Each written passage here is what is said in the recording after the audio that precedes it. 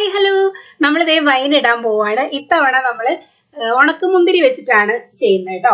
ഇത് 250 ഗ്രാം ഉണക്കമുന്തിരി വെച്ചിട്ട് നമുക്ക് ഇൻസ്റ്റന്റ് ആയിട്ട് 5 ദിവസം കൊണ്ട് നമുക്ക് വൈൻ റെഡിയാക്കി എടുക്കാം. ഒരു 1.5 ലിറ്ററോളം നമുക്ക് വൈൻ കിട്ടും. ദേ എൻ്റെ സ്ഥിരം ഭരണി ഞാൻ എടുത്തിട്ടുണ്ട്. എല്ലാ വർഷം കാണിക്കുന്ന ഭരണി തന്നെയാണ് അല്ലേ. ഇതിൽ തന്നെയാണ് ഞാൻ സ്ഥിരം ചെയ്യുന്നത് കേട്ടോ. 2 ഭരണി ഉണ്ട്. 2 വൈന് എന്തായാലും എല്ലാ ക്രിസ്മസിനും ഉണ്ടാക്കും. ഒന്നിലും ഇപ്പോൾ നല്ല വൈൻ കിടപ്പുണ്ട്, അതായത് ഫ്രഷ് മുന്തിരിയുടെ. ഇത് ഉണക്ക മുന്തിരിയുടെയാണ് ഇൻസ്റ്റന്റ് ആയിട്ട് ചെയ്യുന്നത് കേട്ടോ. സാധാരണ മറ്റേ പച്ചമുന്തിരി, നമ്മൾ പഴുത്ത മുന്തിരി ഉണ്ടല്ലോ, അതിനേക്കാളും സമയം എടുക്കും ഇങ്ങനത്തെ ഈ ഒരു ഡ്രൈ ആയിട്ടുള്ള മുന്തിരിക്ക്. പക്ഷെ ഇത് നമ്മൾ ഇൻസ്റ്റന്റ് ആയിട്ടാണ് ചെയ്യുന്നത്. അതെങ്ങനെയാണെന്ന് ഞാൻ കാണിച്ചു തരാം. അപ്പം ഇതിലേക്ക് ആദ്യം നമ്മളൊരു 1/2 ലിറ്റർ വെള്ളം എടുത്തിട്ട് ബോയിൽ ചെയ്യാൻ പോവാണ്. അപ്പോൾ ബോയിൽ ചെയ്യുമ്പോൾ നമുക്ക് സ്പൈസസ് ഒക്കെ ഇട്ട് വേണമെങ്കിലും ചെയ്യാം കേട്ടോ. ഞാൻ ദേ ഗോതമ്പ്, സ്പൈസസ്, ഷുഗർ എല്ലാം എടുത്തു വെച്ചിട്ടുണ്ട്. ഇതൊക്കെ ഞാൻ എല്ലാ വീഡിയോയിലും, എല്ലാ വൈനുള്ള വീഡിയോയിലും ഞാൻ കാണിച്ചിട്ടുണ്ട് എന്തൊക്കെയാണ് കറക്റ്റായിട്ട് വേണ്ടത് എന്നുള്ളതൊക്കെ.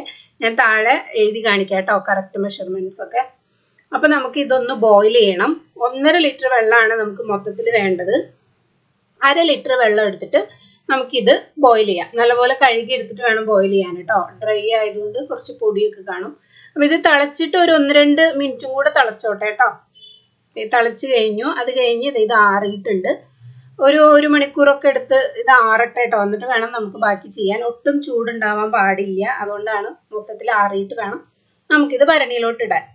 അപ്പം ഇത് തിളപ്പിക്കുന്ന സമയത്ത് വേണമെങ്കിലും നമുക്ക് ഈ സ്പൈസസ് ഒക്കെ ഇട്ടിട്ട് വേണമെങ്കിലും തിളപ്പിക്കാം കേട്ടോ. ഞാൻ അങ്ങനെ ചെയ്തിട്ടില്ല. തിളപ്പിച്ച് മുന്തിരിയിലേക്കാണ് നമ്മൾ ബാക്കി എല്ലാ ഇൻഗ്രീഡിയൻസും ചേർക്കുന്നത്.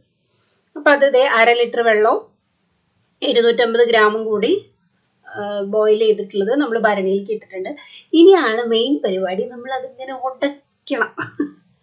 കുത്തിപ്പൊട്ടിക്ക്. എനിക്ക് കൈ കൊണ്ട് ചെയ്യാൻ ഇഷ്ടം. അപ്പോൾ കയ്യിൽ ഇനി എന്തെങ്കിലും വെള്ളമൊക്കെ ഉണ്ടെങ്കിൽ അതിലേക്ക് ആവണ്ടെന്ന് വിചാരിച്ചിട്ടാണ് ഞാൻ ഈ തടിത്തവി കൊണ്ട് തന്നെ ചെയ്യുന്നത്. നിങ്ങളുടെ കൈ നല്ല ഡ്രൈ ആണെന്ന് ഉറപ്പുണ്ടെങ്കിൽ നമുക്ക് കൈ കൊണ്ട് തന്നെ ഞെരടി ഇടാവുന്നതേ ഉള്ളൂ കേട്ടോ.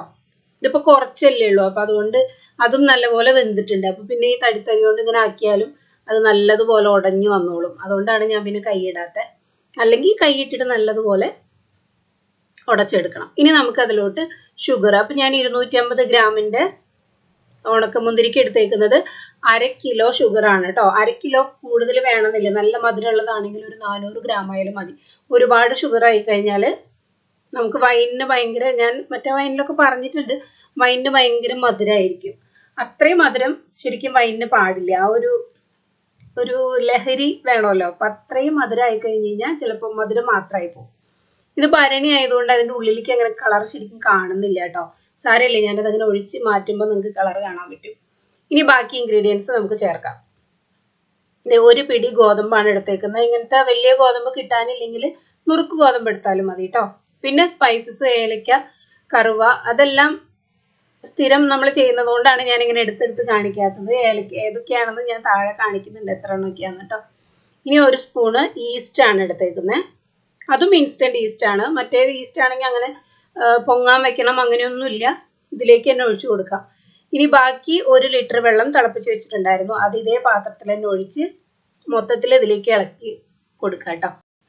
നല്ലപോലെ ഇളക്കിയില്ല എന്നുണ്ടെങ്കിൽ ഷുഗർ ഇങ്ങനെ താഴെ കിടന്നടിയും. അപ്പോൾ പിന്നെ അതിൽ ഫെർമെൻറ്റേഷൻ നടക്കില്ല.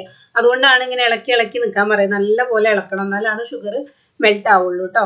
ഇനി നമുക്ക് മധുരം നോക്കാം. ഇതിൽ അത്യാവശ്യം മധുരം ഉണ്ട്. ഇച്ചിരി മധുരം മുന്നിലോട്ടാണ് നിൽക്കണത്. അങ്ങനെ നിൽക്കണം. അത് ഫെർമെൻറ്റ് ചെയ്ത് വരുമ്പോൾ കറക്റ്റ് മധുരമായിരിക്കും കേട്ടോ. നല്ല മധുരമുള്ള മുന്തിരി ആണെങ്കിൽ, വെള്ളയ്ക്കൊക്കെ മധുരം കുറവാണ്. ഈ കറുത്ത മുന്തിരിക്ക് ഇച്ചിരി കൂടെ മധുരം ഉണ്ട്. ഇനി നമുക്കിത് അടച്ചു വെക്കാം.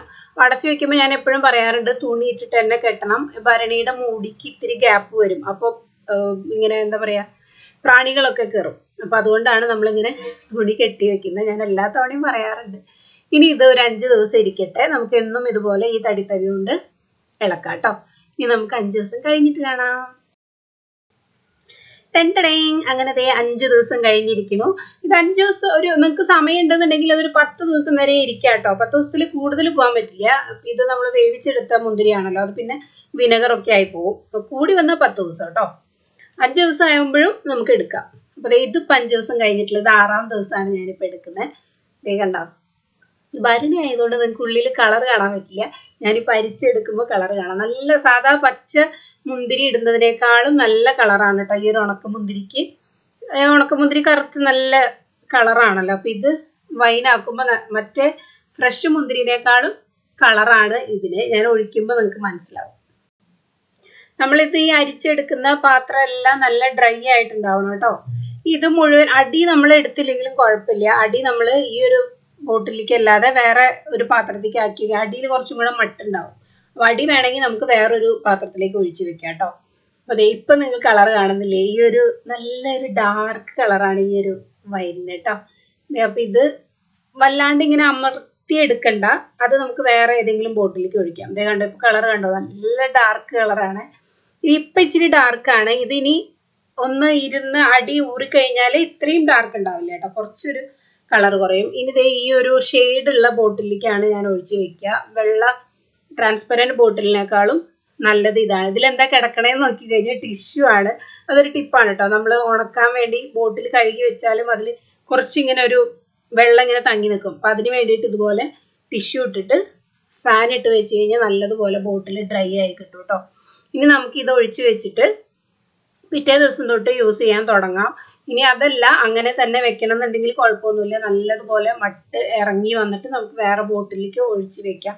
അപ്പം പിന്നെ അതിൽ മട്ടൊന്നും ഉണ്ടാവില്ല, നല്ല ക്ലിയർ ആയിട്ട് കിട്ടും, നല്ല കളറും കിട്ടും കേട്ടോ. ഞാനിത് ഇപ്പം തന്നെ ഇതിൻ്റെ മുകളിലൊന്ന് തണുത്തിട്ട് ഞാൻ ഗ്ലാസ്സിലേക്ക് ഒഴിച്ചിട്ടാണ് ബോട്ടിലേക്ക് ഒഴിക്കുകയുള്ളൂ ഫോട്ടോ എടുക്കാൻ വേണ്ടിയിട്ട്. നീ കണ്ടോ ഇപ്പം കളർ കണ്ടോ? ഇത് കുറച്ചൊന്ന് മട്ട് അടിഞ്ഞതിന് ശേഷമാണ് ഞാനിപ്പോൾ ഇത് എടുത്തേക്കുന്നത്. അപ്പം നല്ല അടിപൊളി വൈൻ കിട്ടിയിട്ടുണ്ട്. വെറും 6 ദിവസത്തെ പണിയുള്ളൂ, നല്ല അടിപൊളി വൈൻ കിട്ടിയിട്ടുണ്ട് കേട്ടോ. ടേസ്റ്റിനൊന്നും ഒരു മാറ്റമില്ല, നല്ല സൂപ്പർ വൈനായിട്ടുണ്ട്. അപ്പം ഇത് നമ്മൾ വൈൻ ഇങ്ങനെ കുടിക്കാൻ എടുക്കുമ്പോൾ ഇതുപോലെ ഒന്ന് ചുറ്റിച്ചിങ്ങനെ എടുക്കുക, ചുറ്റിച്ചെടുത്തിട്ട് ഒന്ന് മണപ്പിച്ച് നോക്കുക. അതിനുശേഷം ഇങ്ങനെ സിപ്പ് ചെയ്യാം. വൈൻ അങ്ങനെയാണ്, ആ ഒരു സ്മെല്ല് നമുക്ക് കിട്ടണം. കണ്ടോ, അതേ നല്ല അടിപൊളി വൈൻ നമുക്ക് കിട്ടിയിട്ടുണ്ട്.